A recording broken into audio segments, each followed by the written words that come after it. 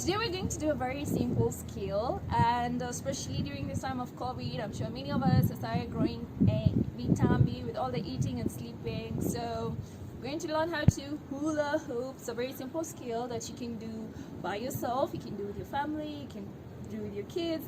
Basically, let's get right into it. So the first thing you want to learn when you are learning the hula hoop is the positioning. So you want to have your legs slightly apart and one slightly in front of the other, and then this is the motion that you want to pursue, not round. You can't do that, that will just not work. And then you want to make sure your hands are behind your back, or rather, yeah, you can see what I'm doing. And you want to hold your hoop as horizontal as possible. Then you'll assume this position so that it can give you a head start when you're starting off, and then you just spin it.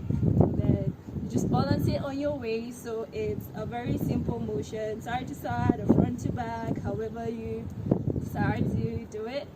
And another skill you want to learn is when the hoop starts falling, you gotta come and pick it back up. So it's just going down and coming back up. And it's as simple as that. So you can do this for as long as you can. You can talk, you can have a conversation on phone, you can do other things, you can even do other exercises.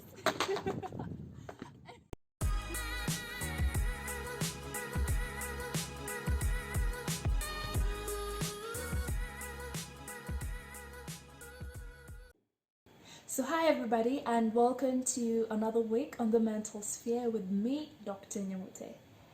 So this week we celebrated the World Maternal Mental Health Day on the 6th of May, and on Sunday the 10th of May we are celebrating Mother's Day. Yay!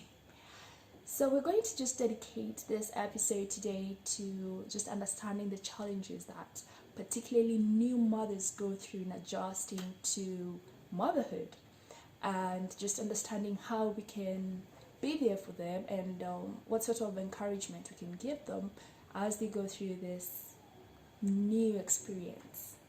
And joining me will be a very good friend of mine, Vanessa, and I'll let her introduce herself. Hi, my name is Vanessa Waithera. I'm a mother to one boy. I gave birth to my son last year, May 15th. It's actually going to be his birthday in a few weeks, and I'm really, really excited. Um, I just want to start by saying that my expectation of being a mom was so different than what I actually have been through, and I thought I wouldn't actually make it. And so I'm really glad that I'm here now, being able to just talk to people and say different things and give different advice to different people. Let's start with the questions. So what would you say is the biggest emotional challenge you faced during pregnancy?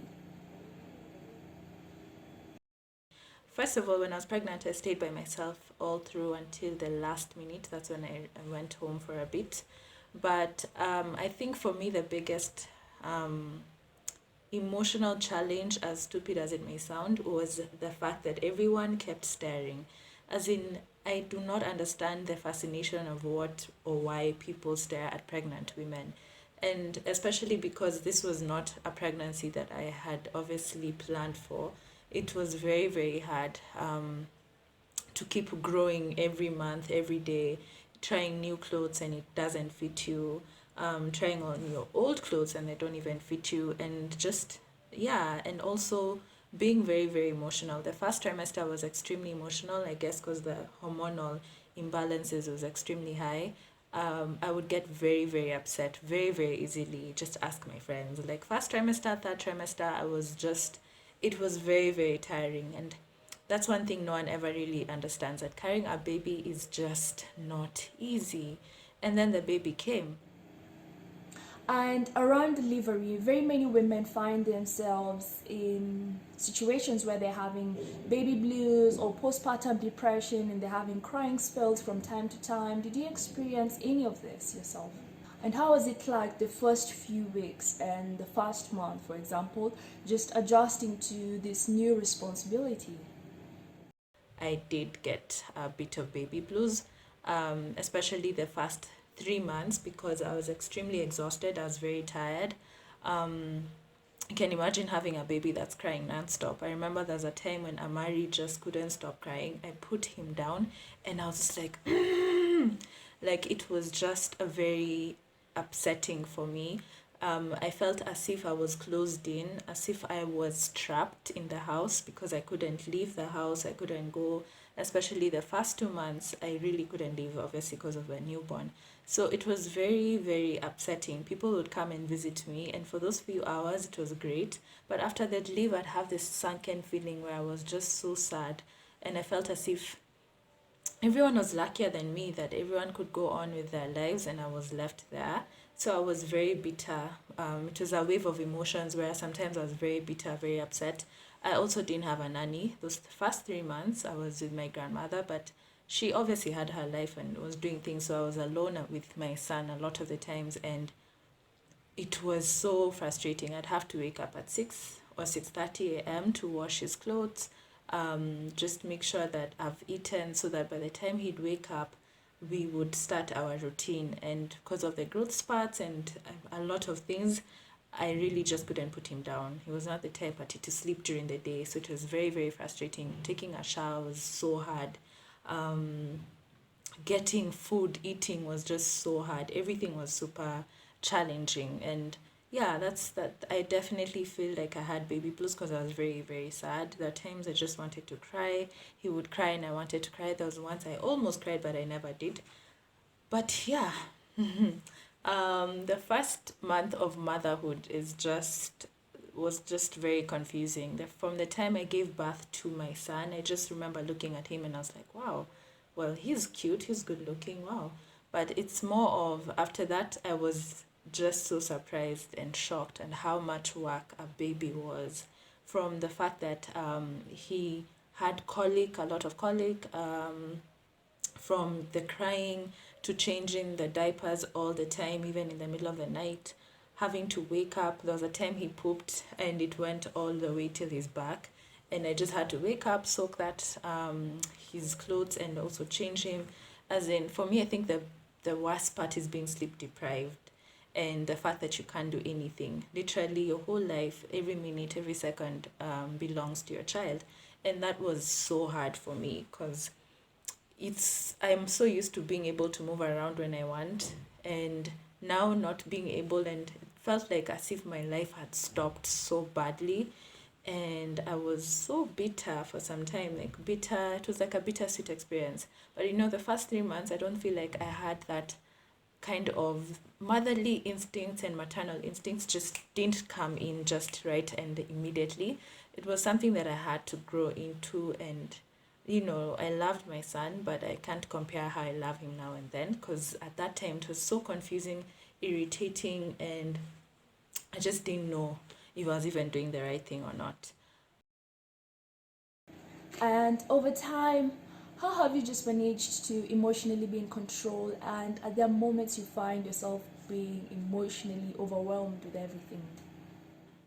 I've come a long way, I have to tell you that, because the first few months, your body has not gone back to normal after experiencing that hormonal outburst. And since then, like, of course, I was breastfeeding. Mind you, breastfeeding was very, very hard and also emotional for me. So um I was told that I had like this dysphoric milk ejaculation thingy. So basically, that is every time I breastfeed, I always used to feel like a certain rage that I could not explain. So it was very hard for me to also breastfeed, but I still do it. But how I managed was I managed take to not really listen to what people say all the time, because when you do, you become very, very sad. And a lot of the times the people that are around you are who kind of determine how your motherhood journey will be. So I became very, very wary of that. And eventually I moved out. I stayed by myself with my son and my nanny, and it just made things a lot easier. Yeah. So that's how I really managed. And I used to leave the house. I started leaving as soon as my son was about 2 months. I used to go to the mall, put him in the stroller, go to, as in, even if he'd cry, I just preferred being outside sometimes because it keeps you sane to see other people, and the time moves. Because in the first 3 months, that's what you really want to happen. That's what I wanted, and I wanted it to rush because it's a first child, so you're very confused. You don't have that time to start appreciating it. Okay, Vanessa, and what three things would you advise to a new mother? First of all, take everything with a pinch of salt because everyone will come at you with so many different types of advice. People will have so much to say, but you, at the end of the day, you're the mother, and you need to gain that confidence that you understand that you are the mom and you're the ultimate decision maker. Then, two, you need to take a break. If you want to take a break, take a break. Go take a nap, go take a walk, take a long shower, do something that will just reset you and make you feel normal and yourself again. Do something, put on some lipstick, look good, and just feel good, and just take one day at a time. It's very easy to become very anxious, especially when you're a new mom, but take your sweet time and enjoy every day as it comes. Enjoy the milestones. Don't babies cry a lot, so I know it's very hard when someone tells you your baby will cry a lot. I just don't get nervous, but trust you me, it will be fine. Like, your baby um is not sick or anything. Most of the times it's colic and stuff, unless your baby has a fever and all that, which is a whole other story. But take one day at a time. Take one day at a time. Stop thinking about your child, the next milestone, the school fees, all that stuff, everything, just one day at a time so that you can get past those hard days. And lastly, what three things would you advise to friends and family of a new mother to sort of just help them in terms of adjusting to this whole new life and this whole new experience altogether? Is, I would say, number one, stop making new moms feel like it's a favor that you're doing them when you hold the child. That's probably your friend's baby, or that's probably um, your nephew or your niece, and it's just so unfortunate, especially when relatives make you feel like they're doing you such a great favor or a big favor. That's really, really unfortunate. Don't do that. It really makes a mom feel so bad, like they're a burden, and that's not what you should do.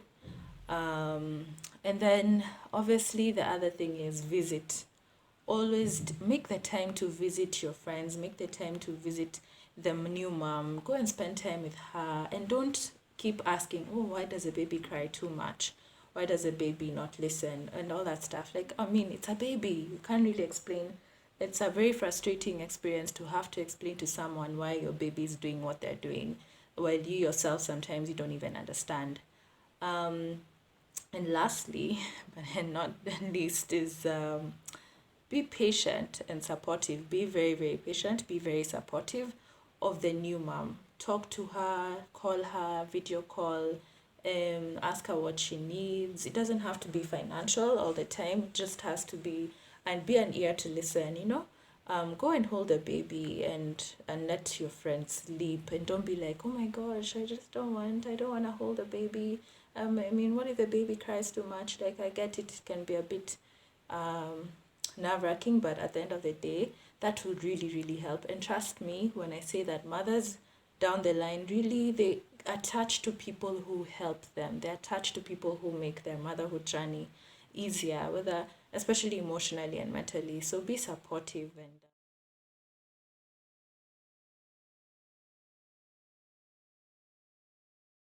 just grateful. I mean, it has its highs and lows, and I can say this for a fact that right now, due to the many months we spent with my son, I'm really like attached to him.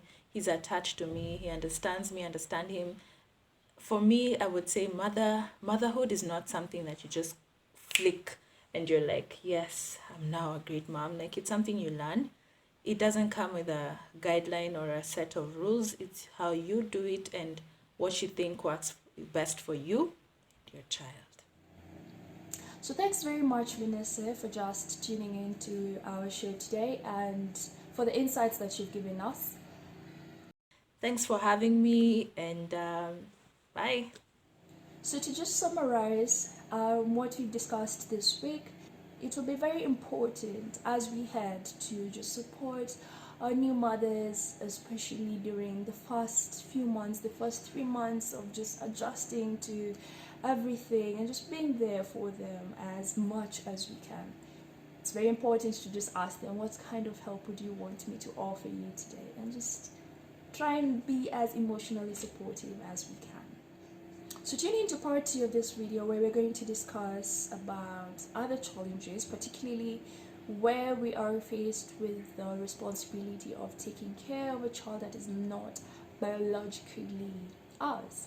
That could be where you're assuming a motherhood role to a child that's either your nephew, your sibling, your cousin, your grandchild, whatever it is. Stay tuned.